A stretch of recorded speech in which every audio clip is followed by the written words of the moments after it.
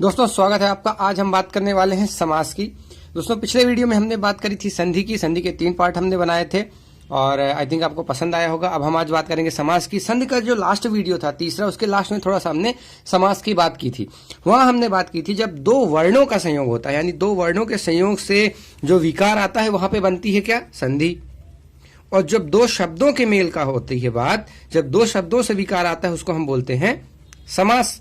तो आज हम समास को पढ़ने वाले हैं, कैसे हम शब्दों का मेल करते हैं, कैसे उसमें विकार आता है, कैसे उसका संक्षिप्तीकरण होता है जिससे कि समास हमारा बनता है।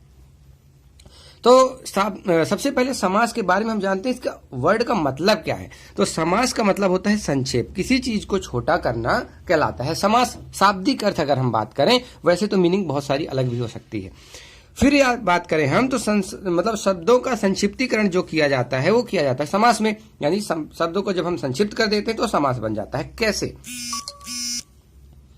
जैसे हम बात करें तो राजा का पुत्र है, मान लीजिए हमारे पास है राजा का पुत्र। अब हमने क्या करा, इसकी ये जो विभक्ति है इसको गायब करके मैंने क्या बना दिया? राजपुत्र। तो जब मैंने ऐसा कर दिया तो क्या हुआ? राजा का पुत्र से ये बन गया राजपुत्र। एक छोटा हो गया, एक छोटा फॉर्म हो गया। राजा का पुत्र की बजाय राजपुत्र बोलना ज्यादा आसान लगता है, ज्यादा अच्छा लगता है बोलने में, इसलिए हम बोलते हैं कि ये समास में हम संक्षेप कर देते हैं। ठीक है, तो बीच की जो विभक्तियां हैं कभी कभी वो गायब हो जाती हैं, कभी कभी उसका फॉर्म ही चेंज हो जाता है, बहुत कुछ बदल जाता है समास में। तो अब देखें तो शब्दों का जो है यहां मेल है तो एक समस्त पद बनता है। देखिए ये जो होता है, जैसे मान लीजिए राजा का पुत्र है, तो ये जो होगा ये कहलाता है पूर्व पद, पहले वाला पद। ये दूसरा जो होता है ये कहलाता है उत्तर पद। ठीक है, और बीच में लगी होती हैं, कभी विभक्तियां लगी होती हैं, कभी कुछ और, कभी अव्यय लग सकते हैं। तो बीच में यहां पे जैसे का लगा हुई है तो ये विभक्तियां हैं। विभक्तियां अगर आपको नहीं पता है तो प्लीज मेरा वो संज्ञा का लास्ट वीडियो देखें जिसमें मैंने कारक बताए थे। तो अब देखें तो पूर्व पद, उत्तर पद और विभक्ति, ये तीनों मिलकर ये जो बनाए इसको हम बोलते हैं समस्त पद या फिर सामासिक पद। तो इन चीजों को हमको थोड़ा सा याद रखना है। ये हो सकता है कभी कभार पूछ लिया जाए, वैसे तो ये पूछे नहीं जाते हैं। हाँ, ये समास की मीनिंग पूछी जा सकती है आपसे। तो मैं कोशिश करूंगा आपको हर चीज समझ में आए। तो आपको समस्त पद भी समझ में आना चाहिए, आपको पूर्व पद भी समझ में आना चाहिए, आपको उत्तर पद भी समझ में आना चाहिए, आपको विभक्ति भी समझ में आनी चाहिए, क्योंकि आगे इनका यूज होने वाला है।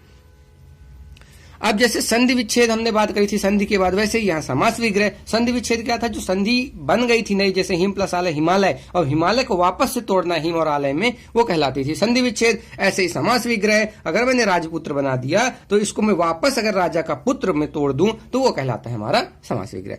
तो समास के सभी पदों को अलग अलग किए जाने की जो प्रक्रिया है वो है समास विग्रह। एक पूर्व पद होता है, एक उत्तर पद होता है। ठीक है, अब देखिए इसमें तो विभक्ति गई थी, विभक्ति गायब हो गई थी और ये क्या हुआ था? राजा बन गया राज। तो यहां पे क्या हो रहा था? एक्चुअली में विकार आ रहा था। तो हम ये कह सकते हैं जब शब्दों के मेल से जो चेंज आता है, जो विकार आता है, उसको हम बोलते हैं समास। ठीक है, अब बात करते हैं समास कितने तरह के होते हैं।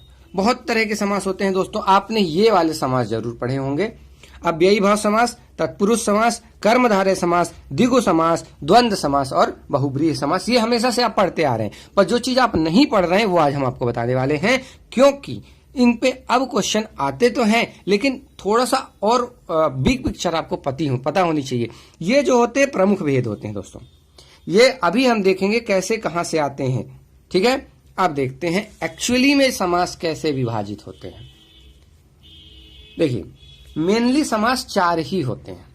ठीक है, एक होता है अव्ययी भाव, एक तत्पुरुष, एक बहुब्रीहि और एक द्वंद्व। ना तो द्विगु समास होता है ना ही कर्मधारय समास होता है।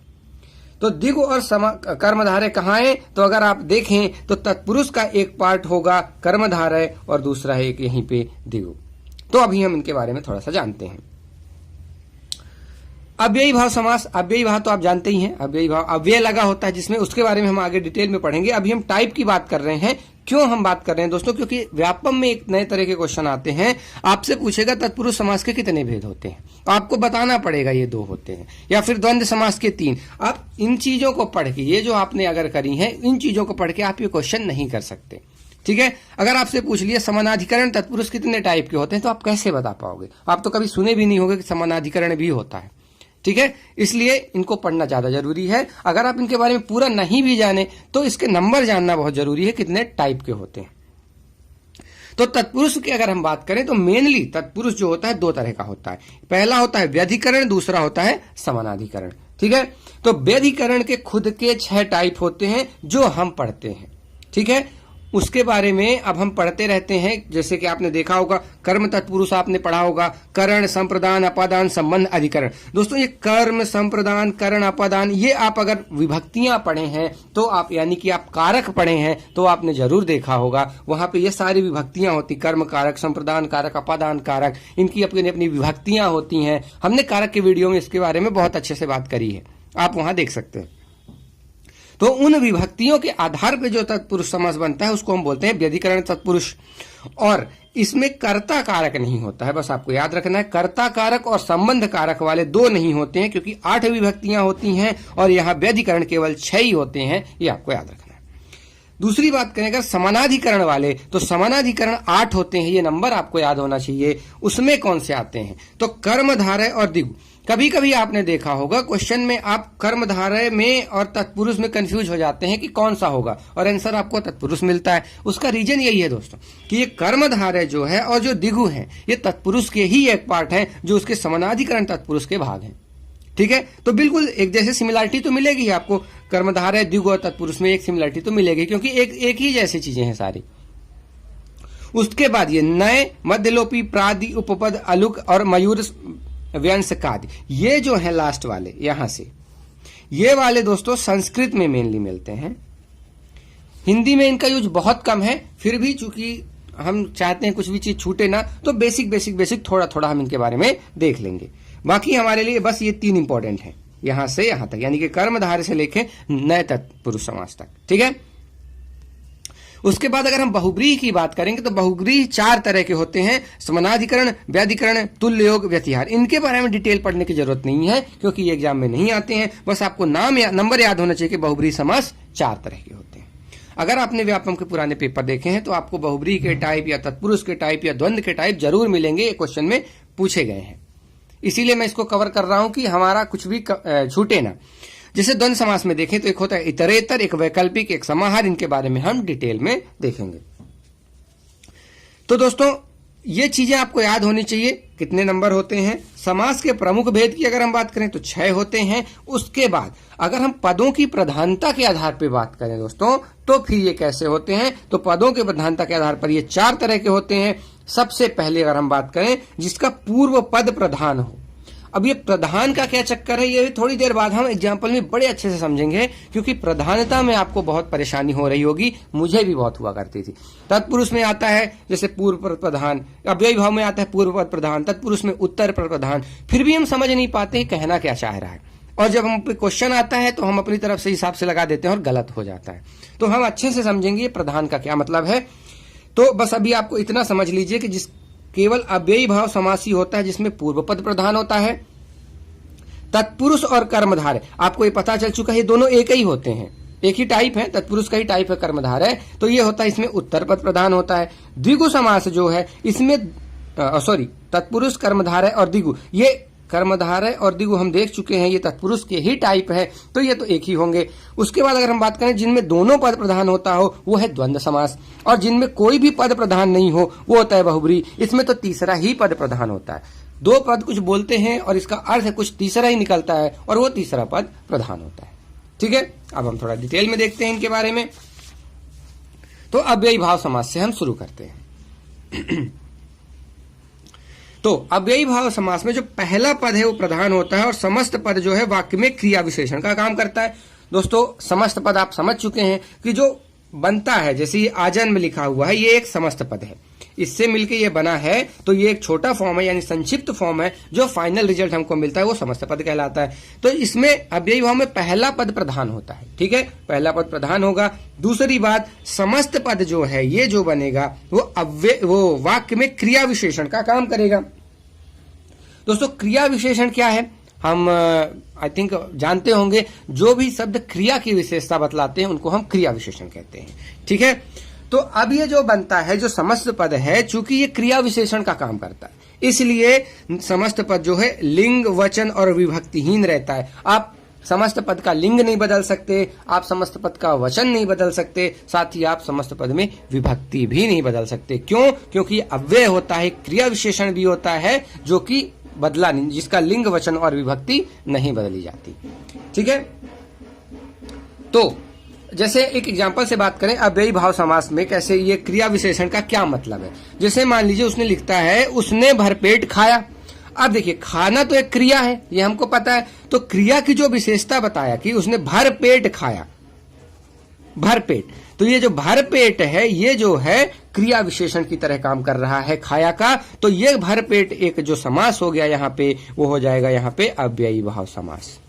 ठीक है, ऐसे आपको पहचानना है। इसके अलावा अगर कहीं समस्त पद के आरंभ में आपको भर मिले जैसे भरपूर, या निर मिले जैसे निरपराध, प्रति मिले जैसे प्रतिकार, प्रतिष्ठा, या फिर यथा, बे, आ, बा, उप मिले, यावत मिले, अधि मिले, अधिकरण जैसे अनुसार, ये शब्द कीवर्ड अगर आपको मिलते हैं तो आपको तुरंत पहचान लेना है कि ये अव्ययी भाव समास होगा। अब चूंकि बहुत सारे कीवर्ड है इसलिए एक बार में याद नहीं होंगे, आपको इनको 3, 4 बार, 5 बार देखना है, साथ में इनके बारे में सोचना है। जब आप सोचोगे तो धीरे धीरे आपके दिमाग में बैठ जाएंगे और आप आसानी से इसको पहचान पाओगे। तो ये तो हो गई पहचानने की बात। अब अगर हम बात करें कि अव्ययी भाव समास को एक्चुअली में कैसे बनाया जाता है, उनके अर्थ कैसे कैसे निकलते हैं, तो सबसे पहला अर्थ की अगर हम बात करें तो निकलता है से लेकर या तक। कैसे? जैसे आपको बोल दिया गया जन्म से लेकर, मतलब पूरे जन्म से लेकर जब भी आपको बात आएगी तो आपको पहचान जाना है कि अव्ययी भाव समास होगा। और ये जब मिलके आ जाए बनेगा आजन्म। तो आ गया अगर आपका, तो जैसा हमने बोला था यहाँ पे कि आ मिले, तो ये हो गया क्या?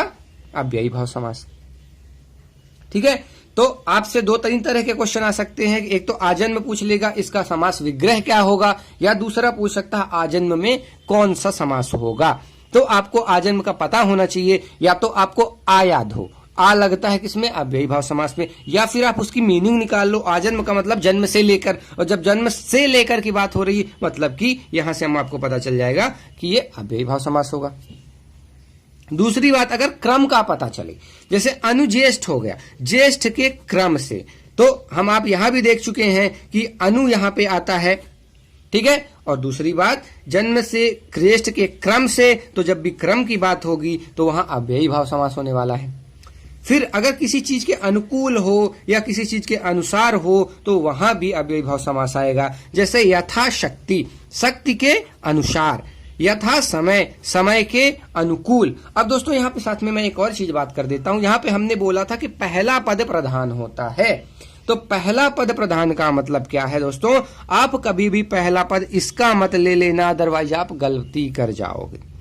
मीनिंग का हमेशा पहला पद या दूसरा पद देखा जाता है। जैसे आजन्म को मैं बोलूंगा जन्म से लेकर, तो अब यहाँ क्या बात हो रही है? जैसे जन्म से लेकर, तो लेकर तो कोई मतलब उसमें कोई प्रधानता जैसी चीज दिख नहीं रही। प्रधानता का मतलब जो डोमिनेट करेगा, जो अर्थ को बतलाएगा, जो अर्थ में मेन पार्ट होगा वो होगा प्रधान। तो मान लीजिए आप बोलते हैं वह व्यक्ति आजन्म अंधा है, तो और फिर आप उसको विग्रह करते हो तो वह व्यक्ति जन्म से अंधा है। तो यहां डोमिनेट कौन कर रहा है? जन्म, क्योंकि वो बंदा जन्म से ही अंधा है। ठीक है, तो जन्म से अंधा है, जन्म से लेकर अंधा है, तो लेकर कभी भी उसमें डोमिनेट नहीं करेगा। इस चक्कर में जब चूंकि पहला पद डोमिनेट कर रहा है इसलिए यहां पे हो गया अव्ययी भाव समास। ठीक है, अब जैसे यहां बात करते हैं यथाशक्ति, शक्ति के अनुसार, तो यहां डोमिनेट कौन करेगा? शक्ति। अनुसार का उतना बड़ा रोल नहीं है, ऐसे ही अनुकूल का उतना रोल नहीं होगा जितना कि यहां समय का रोल होगा, इसीलिए प्रथम पद प्रधान होगा, इसलिए यहां पे अव्ययी भाव समास होगा। आई थिंक अब आप पहचान पाओगे अव्ययी भाव समास को। और एक बार जब हम तत्पुरुष पढ़ लेंगे तो तत्पुरुष के एग्जाम्पल देखने के बाद आप अच्छे से क्लियर हो जाओगे कि यहाँ तो अव्ययी भाव होगा और यहाँ तत्पुरुष होगा, क्योंकि इन्हीं में एक बहुत गड़बड़ होती है। कुछ एक वर्ड ऐसे आ जाते हैं जिसमें आप पहचान नहीं पाते यहाँ अव्यय लगा है कि नहीं। अगर आप अव्यय पहचान गए तब तो अव्ययी भाव हो ही गया, फिर तो कोई दिक्कत ही नहीं। फिर उसमें आपको प्रथम पद या द्वितीय पद प्रधान देखना पड़ता है। तो बस आपको ये क्वेश्चन रखना है कि आप इससे प्रथम पद और दूसरा पद नहीं बोलेंगे, आप अर्थ के अनुसार प्रथम पद या दूसरा पद प्रधान की बात करेंगे। क्यों बोल रहा हूं? क्योंकि अव्ययी भाव में प्रथम पद प्रधान होता है और तत्पुरुष में द्वितीय पद प्रधान होता है। ठीक है, आगे देखें, जैसे विप्सा आ गई आंख पे, और विप्सा मतलब एक वही पुनरावृत्ति टाइप का, एक ही चीज दो बार, जैसे प्रतिदिन, तो जो चीज रोज हो रही है वो कहलाती है विप्सा। तो जो चीज जो डेली हो रही, जब कोई ऐसी चीज की आप बात करोगे उस टाइम पे आपको अव्ययी भाव समास मिलेगा। उसका विग्रह होता है दिन दिन, ये भी आपको याद होना चाहिए कि इसका विग्रह कैसे होता है। जब किसी के योग की बात करें, जैसे अनुरूप हम बोलते हैं, तो रूप के योग्य, तो जब हम किसी के योग की बात करेंगे तो भी वहां पे क्या होगा, अव्ययी भाव समास। जब भी हम किसी चीज के अभाव की बात करेंगे, जैसे निर्जन यानी जनों का अभाव, निर्भिक्षिक यानी मक्षिक यानी मक्खी का अभाव, तो जब भी हम अभाव की बात करेंगे वहां भी हमारा क्या होगा, अव्ययी भाव समास होगा। ठीक है, तो जैसे यहां पे हमने बोला था निर, तो ये निर का वही यूज हो गया दोस्तों, निर्भिक्षिक, निर्मिक्षिक। अब देखिए एक और बात आपको बता दें, जब आप इन एग्जाम्पल को साथ इनके आप रिलेट करके पढ़ेंगे तो आपको याद रहेंगे। अदरवाइज आप ऐसे रख लिए भर, निर, प्रति, आप बिल्कुल याद नहीं रह सकते। आप गारंटी से लिख के ले लीजिए, आप नहीं याद रख पाएंगे। आपको याद रखने के लिए इनका एग्जाम्पल देखना पड़ेगा। जैसे निर आपको याद रखना है, निर्मिक्षिक में आपने देखा हाँ ऐसा होगा, तब आपको याद रहेगा हाँ भाई निर आया कहीं पे। जैसे निर्जन, निर्जन में भी निर आया हुआ है, तो निर अगर आ गया तो अव्ययी भाव होगा, तब जाके आपको याद रहेगा। ठीक है, फिर उसके बाद बात करें अगर एक छठवीं मीनिंग, सातवीं मीनिंग जो इसकी लास्ट मीनिंग है, पुनरुक्ति। जब भी पुनरुक्ति होगी वहां कौन सा समास होगा दोस्तों, अव्ययी। जैसे रातों रात, हाथों हाथ, धीरे धीरे, दिनों दिन, रातों रात, ऐसी भी जब भी वर्ड मिलेंगे आपको तो अव्ययी भाव समास होगा।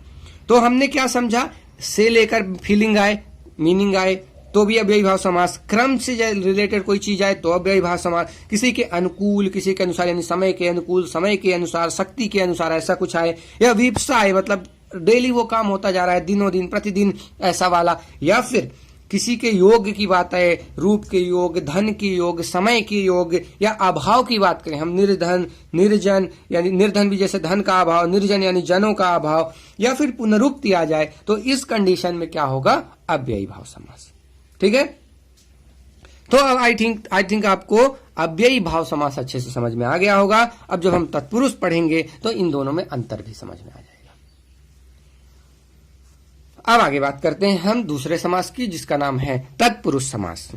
तो हम पहले ही बात कर चुके हैं, तत्पुरुष समास में हमारा उत्तर पद प्रधान होता है, यानी कि जो हमारा अंतिम पद प्रधान होगा, और प्रथम पद जो है हमारा गौण यानी कि छोटा हो जाएगा। कैसे, जैसे राजकुमार सख्त बीमार था। ठीक है, तो यहां पे समास कहां पे होगा, पहली बात तो राजकुमार पे समास होगा। अब समास कौन सा होगा वो हम जानते हैं। अब देखिए, आप इस पे क्वेश्चन कर सकते हैं कि कौन बीमार था। तो अगर पहले मैं इसको बोलूं तो राजा का कुमार लिखूंगा मैं राजकुमार को, एक हो गया प्रथम पद राजा और अंतिम पद हो गया क्या, कुमार, और का हमारी विभक्ति हो गई। ठीक है, अब आप बात करेंगे, जब आप क्वेश्चन करते हैं कि कौन बीमार था, तो एक में आता है राजा बीमार था, एक में आता है कुमार बीमार था। तो सही आंसर क्या है, क्या राजा बीमार था, नहीं, राजकुमार बीमार था। तो क्या कुमार बीमार था, हाँ कुमार बीमार था, राजा का जो कुमार है वो बीमार था। तो हम कह सकते हैं यहाँ पे कौन सा पद प्रधान हुआ, द्वितीय पद, और जब द्वितीय पद प्रधान हुआ तो फिर कौन सा समास होगा, तत्पुरुष समास। ठीक है, अब अगर हम बात करें, जैसे राजा को, राम को मर्यादा पुरुषोत्तम कहा जाता है, यहां समास कहां है, पुरुषोत्तम में, और पुरुषोत्तम में क्या, पुरुषों में उत्तम। पुरुषोत्तम का मतलब हम देखें तो पुरुषों में उत्तम, ये प्रथम पद, ये उत्तर पद, और ये हमारी विभक्ति। अब हम देखें प्रथम पद प्रधान है कि उत्तम पद प्रधान है। तो राम को मर्यादा पुरुषोत्तम कहा गया है, तो क्या अब यहां से हमको क्या मिलता है, पुरुष कहा गया है, यहां उत्तम कहा गया है, तो क्या राम को पुरुष कहा गया है, नहीं, पुरुष की बात तो कर ही नहीं रहा है, पुरुष में उत्तम की बात कर रहा है। राम जो है पुरुष में उत्तम है, तो उत्तम की बात कर रहा है। तो यहाँ पे क्या है, द्वितीय पद प्रधान है, तो यहाँ पे होगा क्या, तत्पुरुष समास। एक बार और देख लेते हैं, अगर आपको क्लियर नहीं हो पाया है, कि जैसे राजकुमार में आपको पहचानना है कौन सा समास होगा, तो आप इसको पहले तो समास विग्रह करो, तो राजा का कुमार। अब आपको पता होना पड़ेगा कि राजा यहां डोमिनेट कर रहा है कि कुमार यहां डोमिनेट कर रहा है। तो जब आप वर्ड पढ़ोगे, पूरा का पूरा वाक्य पढ़ोगे कि राजकुमार सख्त बीमार था, तो इससे हमको क्या पता चला, कौन बीमार था, राजा का कुमार बीमार था। तो राजा बीमार नहीं था, कुमार बीमार था, इसलिए हमारा जो अंतिम पद प्रधान है यानी यहां तत्पुरुष होगा। ऐसे ही यहां बात करें तो राम को मर्यादा पुरुषोत्तम कहा गया है। तो पुरुषोत्तम को अगर हम बात करें तो एक पुरुषों में उत्तम, तो क्या वो उनको पुरुष कहा गया? नहीं कहा गया है, पुरुष तो वो है ही है, उनको पुरुषों में उत्तम कहा गया है, यानी उत्तम की बात की गई, यानी कि उत्तर पद प्रधान है, यानी कि यहाँ पे कौन सा होगा? तत्पुरुष समास होगा। ठीक है दोस्तों, आगे चलते हैं। अब थोड़ी देर पहले हमने इसका तत्पुरुष समास के टाइप देखे थे, व्यधिकरण और समानाधिकरण, फिर उनके बारे में डिटेल देखे थे कि कितने और तरह के होते हैं। तो अब थोड़ा सा हम डिटेल पे आ जाते हैं। व्यधिकरण के बारे में सबसे पहले पढ़ते हैं। तो व्यधिकरण समास जब हमने वैसे डिटेल में देखा था, उसके टाइप देखे थे, तो हमने बात करी थी वह कर्ता कारक नहीं होता और संबोधन नहीं होता, बाकी 6 विभक्तियों वाले होते हैं। तो पहला पद कर्ता कारक इसका नहीं होगा। दूसरी बात, इसका नाम केवल तत्पुरुष भी है, ये थोड़ा सा आपको याद रखना है, क्योंकि एग्जामिनेशन में घुमाने के लिए वो कर सकते हैं, आपको केवल तत्पुरुष दे सकते हैं कि कौन सा होता है, या कुछ भी ऐसा क्वेश्चन बना सकते हैं। बहुत तरह के क्वेश्चन बन सकते हैं। अब देखिए, इनका जो नाम है वो कारक चिन्हों के नाम से पुकारा जाता है। कैसे? जैसे अपादान तत्पुरुष, संप्रदान तत्पुरुष, ये कारक चिन्ह होते हैं। अगर आप कारक नहीं जानते हैं तो प्लीज संज्ञा का जो लास्ट वाला वीडियो, उसमें मैंने कारक समझाए हैं, संज्ञा पार्ट 3 में, आप उसको जरूर देखें, क्योंकि कारक आप नहीं समझ पाओगे तो आगे बहुत प्रॉब्लम होने वाली है। ठीक है, इसीलिए मैं कंटिन्यूअसली चल रहा हूं एक एक चीज लेके, जिससे कि अगर आपको कहीं दिक्कत ना आए, अगर आपने पुराने वीडियो देखे हैं तो आप अगला वाला वीडियो बहुत आसानी से समझ पाओगे। तो देखिए, यहां कर्ता और संबोधन ये 2 कारक नहीं होते, बाकी 6 के 6 कारक होते हैं। उस हिसाब से व्यधिकरण तत्पुरुष हमारा 6 टाइप का हो जाता है। ठीक, सबसे पहले देखते हैं कर्म। तो हमने जब कारक पढ़ा था तब हमने बोला था कर्ता ने, कर्ता के साथ ने विभक्ति लगती है, और कर्म को, जैसे मैंने एग्जांपल दिया था, राम ने रावण को मारा, तो मारा क्रिया का प्रभाव किस पे पड़ रहा है? रावण को, रावण पे, तो रावण जो होता था वहां पे कर्म होता था। ठीक, उसी हिसाब से यहां भी कर्म की बात होगी, और यहां को विभक्ति आती है। जैसे गृहागत की बात करें तो गृह को आगत, ये विभक्ति जो लगी हुई है ये कर्म की विभक्ति लगी हुई है। जैसे हम बोलते हैं कर्ता ने कर्म को, ठीक है, तो को विभक्ति लगी हुई है, कर्म वाली विभक्ति लगी है, इसलिए यहाँ पे कौन सा समास होगा दोस्तों? कर्म तत्पुरुष समास, या फिर इसका नंबर दिया गया है द्वितीय तत्पुरुष समास। ये आपको याद रखना है दोस्तों। कई बार मैंने पेपर में देखा द्वितीय, तृतीय, चतुर्थ, पंचम, तो ये भी आपको याद होना चाहिए। पहला कौन सा होता है? कर्ता, और कर्ता यहाँ पे होता नहीं है। ठीक है, तो कर्म कौन सा होगा? द्वितीय। ठीक है, ये जो 8 विभक्तियां होती हैं ये आपको अच्छे से क्लियर होनी चाहिए। ठीक है, विभक्ति के नंबर पे ही है, विभक्ति नंबर 2 या फिर कर्म। ठीक है, जैसे पॉकेट को मारने वाला को विभक्ति के साथ, यानी कि कर्म तत्पुरुष होगा। दोस्तों, करण वाला जो तत्व होता है, विभक्ति जिसकी लगती है से या फिर के द्वारा, ये जो होता है तीसरे नंबर की विभक्ति होती है, इसलिए इसको तृतीय तत्पुरुष भी कहते हैं। अब एक चीज यहाँ पे हमने वहां भी समझाया था, से जो है करण में भी आता है और से जो है अपादान में भी आता है। तो करण में क्या होता है? करण में जब काम किया जाता है, जैसे राम ने रावण को बाण से मारा, तो किसी चीज का यूज करके जब हम कोई काम करते हैं वहां होता है करण। और अपादान क्या होता है? अलगाव का भाग होता है। जैसे पेड़ से पत्ता गिरा तो पेड़ से पत्ता अलग हो गया, तो वहां वाला जो से होता है वह अपादान वाला होता है। ऐसे ही जैसे पर्वत से नदी निकलती है, तो पर्वत और नदी अब अलग हो चुकी हैं, तो वहां जो से होगा वहां अपादान कारक होगा। ठीक है, ये हमने वहां पे बात करी थी। अब देखिए थी कष्ट साध्य, कष्ट से साध्य, या तुलसी कृत, तुलसी द्वारा कृति, तो तुलसी के द्वारा ये काम किया गया, और कष्ट से ये जो साध्य है, तो इसमें चूंकि सीए विभक्ति है और यहाँ अपादान वाली विभक्ति नहीं, अलगाव वाला भाग नहीं है, तो वहां पे कौन सा होगा? करण तत्पुरुष होगा हमारा। ठीक, संप्रदान दोस्तों प्लीज मैं एक बार फिर रिक्वेस्ट करूंगा कि आप कारक वाला वीडियो जरूर देखें, नहीं तो यहां पे आपको हो सकता है प्रॉब्लम हो समझने में। अब आगे बात करें संप्रदान। संप्रदान के लिए विभक्ति होती है को या के लिए, तो जहां पे भी हमको को या के लिए मिलेगा वैसे ही हम पहचान लेंगे कि संप्रदान है, और संप्रदान का नंबर कौन सा होता है? चतुर्थ, इसलिए चतुर्थी तत्पुरुष हो जाएगा। तो अब देखिए देशार्पण, तो देश के लिए अर्पण, के लिए से हमने पहचान लिया ये संप्रदान या फिर चतुर्थी तत्पुरुष है। ये हमको नंबर बिल्कुल रटे होने चाहिए। चतुर्थी कौन सा होता है, तृतीय कौन सा होता है, या फिर आप एक पूरी लिस्ट हो जाए कि कर्ता पहला होता है, कर्म दूसरा होता है, करण तीसरा होता है, उसके बाद संप्रदान चौथा होता है, उसके बाद अपादान पांचवा होता है, संबंध छठवां होता है, अधिकरण सातवां होता है और संबोधन हमारा आठवां होता है। तो कारक आपको याद होने चाहिए। अपादान की अगर हम बात करें तो अपादान का नंबर है 5वां, और अपादान के लिए हम अभी बात कर चुके हैं कि से होता है और अलगाव का बोध होता है। जैसे पथ भ्रष्ट, पथ से भ्रष्ट, अब जो है पथ से तुम अलग हो गए हो, पथ से भ्रष्ट हो चुके हो, मतलब पथ में नहीं चल रहे हो, यानी ये अलगाव है। और यहां वाला जो से है ये हमको अपादान तत्पुरुष देगा। देश निकाला, यानी देश से निकाला, देश से तुमको अलग कर लिया गया है, तो यहां जो से होगा वो अपादान तत्पुरुष होगा। ठीक है, आगे बात करें तो संबंध तत्पुरुष, यानी कि 6वें नंबर का तत्पुरुष की हम बात करें तो यहाँ का के एक ही होते हैं। तो जैसे राजकुमार, राजा का कुमार, पराधीन, पर के अधीन। ठीक है दोस्तों, एक और चीज आप ध्यान दें, कर्म को, यहाँ पे कर्म के साथ को होता है और साथ में कर्म कौन होता है, जिसका क्रिया का प्रभाव जिसपे पड़ता है।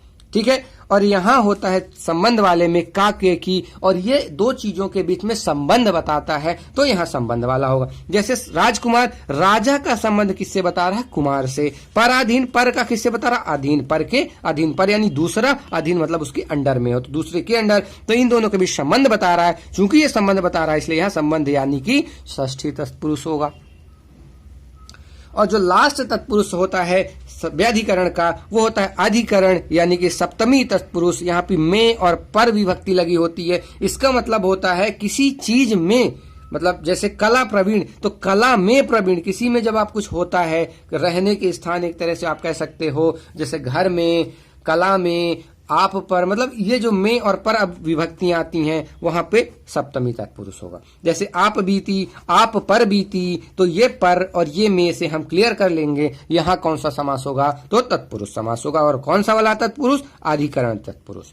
ठीक है, तो अभी हमने क्या देखा कि तत्पुरुष के दो भेद होते हैं मेनली, एक होता है व्याधिकरण और एक होता है समानाधिकरण। व्याधिकरण में विभक्तियों के हिसाब से 6 होते हैं, क्योंकि 2 विभक्तियां नहीं होती। एक कौन सी, कर्ता वाली विभक्ति नहीं होती, दूसरी संबाधन, यानी कि पहली और लास्ट विभक्ति नहीं होती। बाकी 2 से लेकर 7 तक 6 विभक्तियां होती हैं। उनके हिसाब से 6 अलग अलग व्याधिकरण के टाइप हो गए हैं विभक्तियों के नाम से ही। तो दोस्तों इस तरह से तत्पुरुष का व्याधिकरण वाला पार्ट खत्म होता है। अगला पार्ट जो समानाधिकरण का है वो हम अगले वीडियो में कवर करेंगे। 27 मिनट पहले ही हो चुके हैं, वीडियो बड़ा होता जा रहा है। उसमें हम तत्पुरुष की भी बात करेंगे और बाकी की भी बात करेंगे। तो तत्पुरुष के अलावा जो 2 बचते हैं, द्वंद्व बचता है हमारा, और जो हमारा बचता है एक और, तो वो बहुत आसान है। बहुब्रीहि बहुत छोटे छोटे हैं, बड़ी आसानी से हो जाएंगे। वो भी लगभग 25 मिनट का वीडियो बनेगा, उसमें हमारा कंप्लीट हो जाएगा। तो दोस्तों हमने कोशिश करी है कि हर वो चीज कवर करें जो कि एग्जामिनेशन में आ सकती है। आपको कैसा लगता है आप कमेंट करके हमको जरूर बताएं। कुछ लोग बड़े अच्छे कमेंट करते हैं तो हमें भी अच्छा लगता है। काफी सारे लोगों ने पिछले सारे वीडियो पे कमेंट किया तो हमें भी अच्छा लगता है, हम भी अप्रिशिएट होते हैं और आगे वीडियो बनाने के लिए तत्पर रहते हैं। तो मिलते हैं अगले वीडियो में, धन्यवाद।